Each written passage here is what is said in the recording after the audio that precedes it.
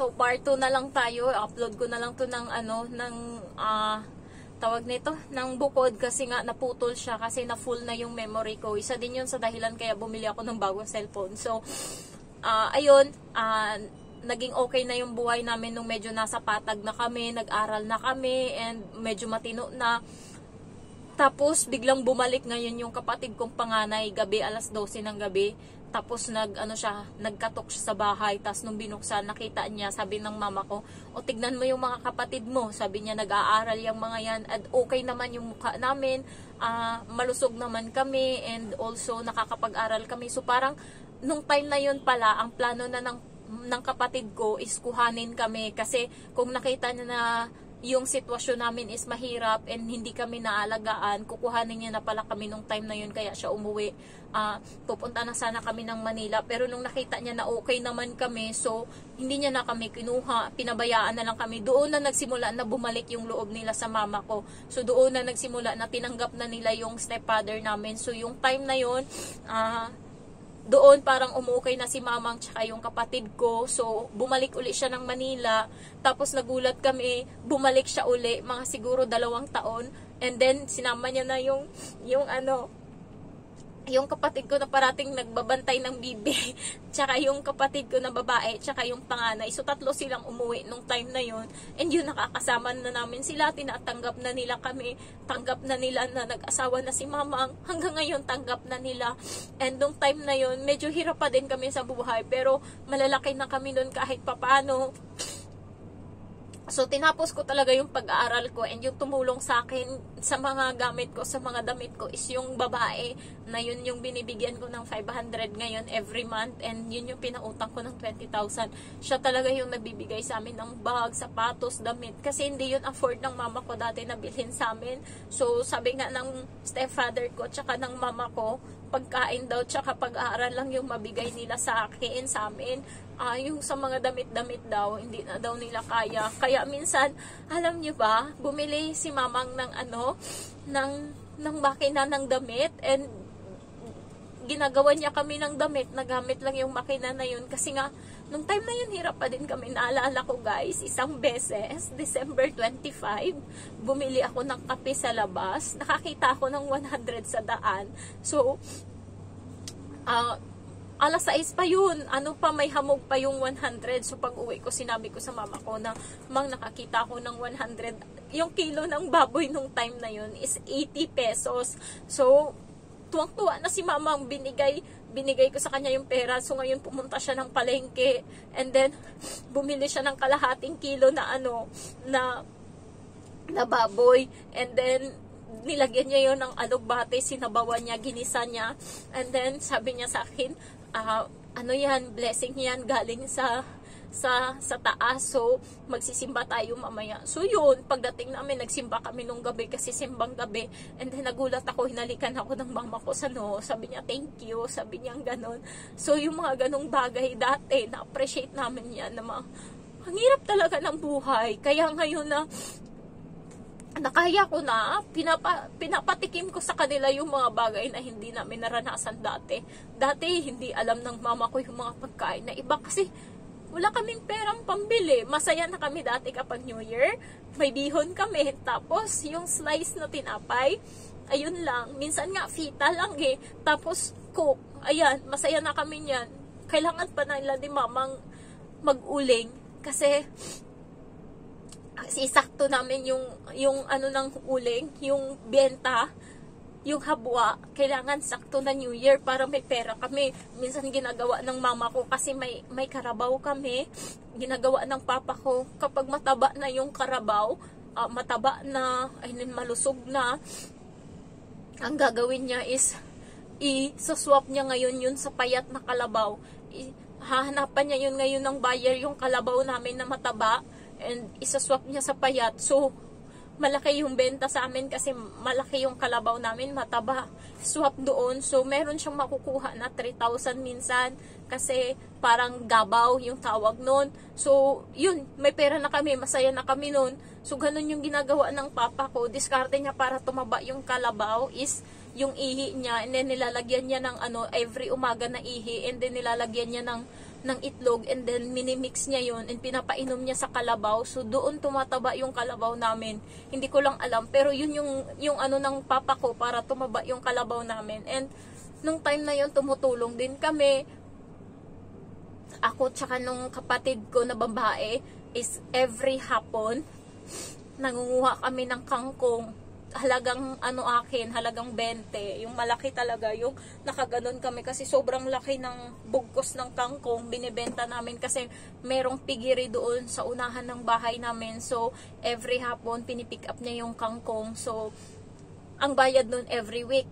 Yung bayad nun is yun yung pang 1 linggo namin napasok sa school. Yung high school ako, yung baon ko is 15 pesos every day. 3 pesos pamasahe, papunta, 3 pesos pabalik. So, meron pang natira na 6, 8. So, 5 piso ulam and 3 yung pang recess ko. So, ganun lang yung buhay ko dati, guys. Napakahirap namin. And everyday, itlog lang yung ulam namin parati. Kasi yun lang yung meron kami, yung bibi. And minsan, napapaaway pa nga kami kasi nga, yung bibi, malingatan lang namin. Kapag saan kasi madaming yung ayaw mo, kung saan yung ayaw mo na ayaw mong papuntahin sa kanila, ayaw mong papuntahan sa kanila, yun yung parati nilang pinupuntahan. So, minsan nahuhuli ng may-ari kasi malingat nga kami. Hay, dinampot na ngayon yung bibi namin, hinawakan na sa 2 paa. Hinampas ngayon ganun sa kahon ng ng palayan. Putik talaga, ng dilim yung paningin ko. Talagang sinulong ko talaga yung lalaki na yun. Sabi ko talaga sa kanya, bakit mo naman pinatay ang bibi namin? Sabi ko ganun. Bakit, magkano ba yung nasira niyan, babayaran namin? Sabi ko talaga, bakit mo pinatayan? Makakabayad naman kami. Talagang nung time na yun, kahit bata pa lang ako, natuto na akong lumaban sa buhay kasi kailangan, kinakawawa kasi talaga kami dati kasi nga mahirap kami. Alam nyo ba yung nagkawawa sa amin? Ngayon sila yung nasa baba. Hindi na sila umangat. Sila yung mga time dati nung mahirap kami, sila hotdog yung ulam nila, and then isda. Kami ulam namin ginamos tsaka itlog. Sa kanila isda, hotdog. So yun. Sila yung sa amin dati, and yung poso, yung tabay, tawag balon. Ayan, balon. So nung time na yun is kanila daw. So, sila naliligo doon.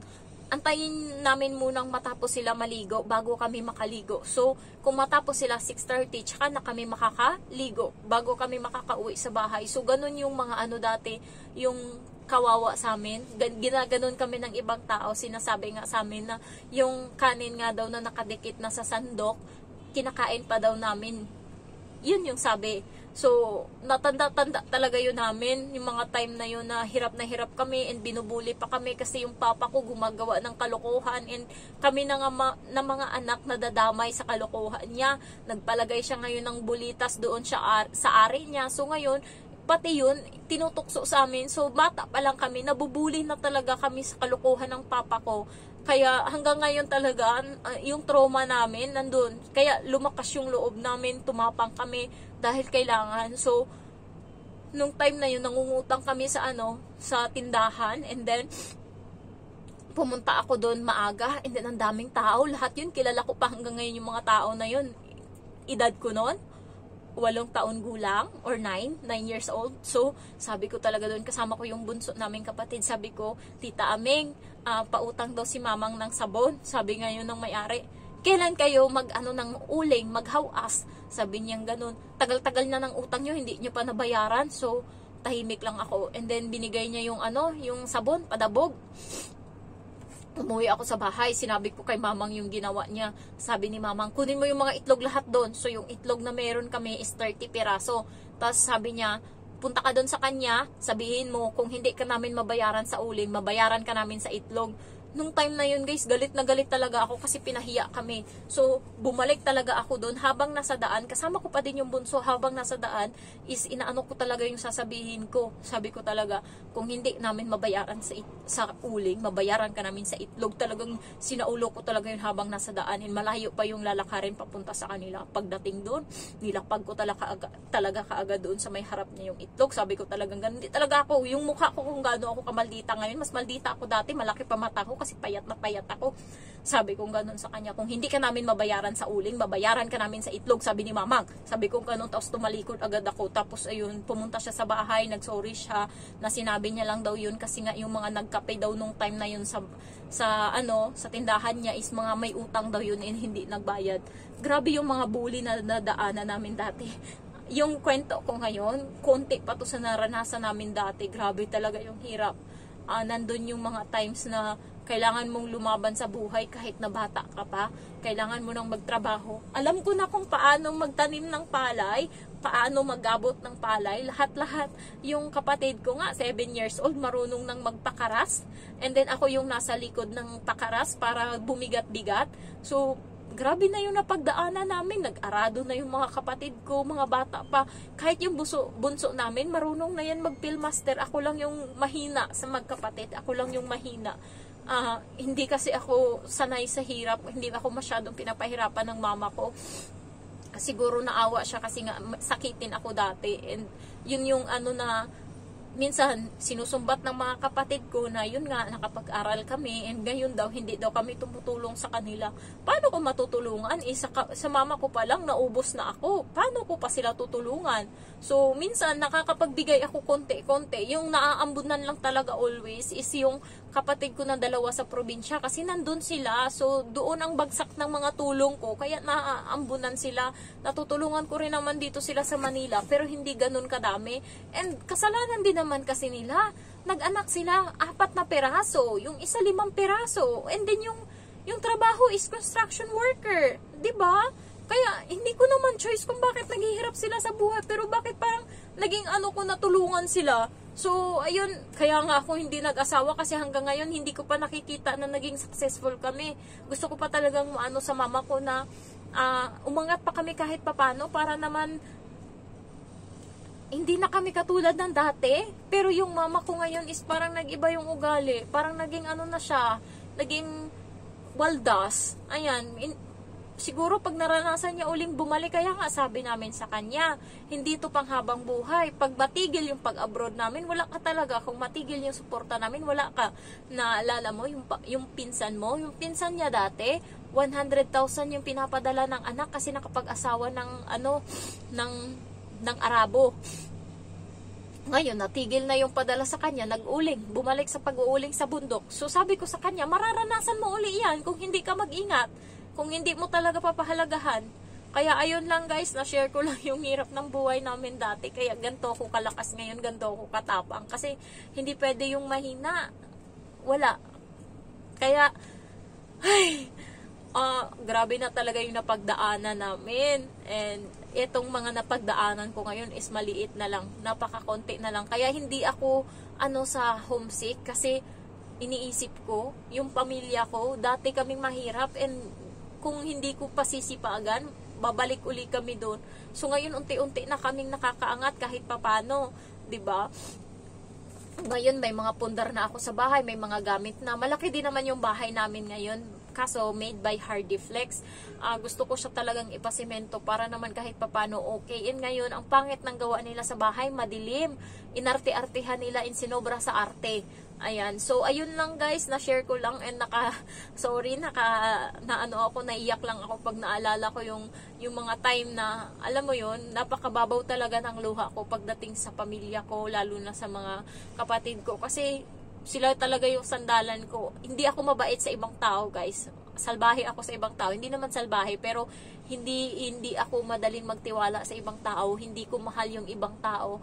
Mahal ko talaga mga pamilya ko. Kapatid ko, number 1 talaga kapatid.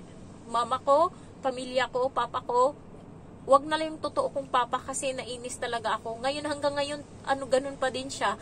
Pina-DSWD niya yung mama ko. Kasi nga daw, kasuhan daw ng adultery. Kasi nag-asawa daw, nabuhay pa siya. Pero naman kasi, wala talaga siyang balak sa buhay. Kaya sabi ng mama ko, sige magpapakulong ako nung nandun na sila sa DSWD. Pero bayaran mo yung 12 years na hindi ka nagsuporta sa mga anak mo, na hindi ka nagpakain, wala kang ginawa, kundi maghayahay. Tapos alam nyo ba, yung baby namin, 100, alas 4 ng madaling araw, ninanakaw niya yung itlog sa may lagayan ng bibi, sa may sa may poultry ng bibi. Nagulat si mamang kung bakit ang ingay ng bibi. Tapos merong tao na naka-cover. Tapos nagkuha ng mga itlog sa bibi. Tinignan lang ni mamang. Tapos nakita niya tinago doon sa may dayami. So kinabukasan, sabi ni mamang punta daw sila sa bukid, inaya niya yung papa ko, mag-uling daw, ayaw, sabi niya, ikaw doon, masakit yung ulo ko, pupunta ako mamaya sa sa merkado, sa city daw, kasi daw siya, magpapa-albularyo, sabi ng mama ko. Ganon, inutusan ngayon ng mama ko yung kapatid ko, kuhanin mo doon sa may dayami. Hirap na hirap yung kapatid kong bitbitin yung, kung yun, itlog pala, siguro nasa 300 pieces na yung naipon niya doon. So ganun ka yung papa ko, napakatamad ba, ewan ko, wala talagang diskarte sa buhay. Kaya, siguro kung masipag lang siya, hindi kami naging ganto. Siguro, lahat ng mga kapatid ko nakapag-aral. Siguro, maraming siguro, pero wala eh. Ganto talaga siguro yung buhay namin. So, ayun lang guys. Thank you for watching. Bye-bye. I love you all.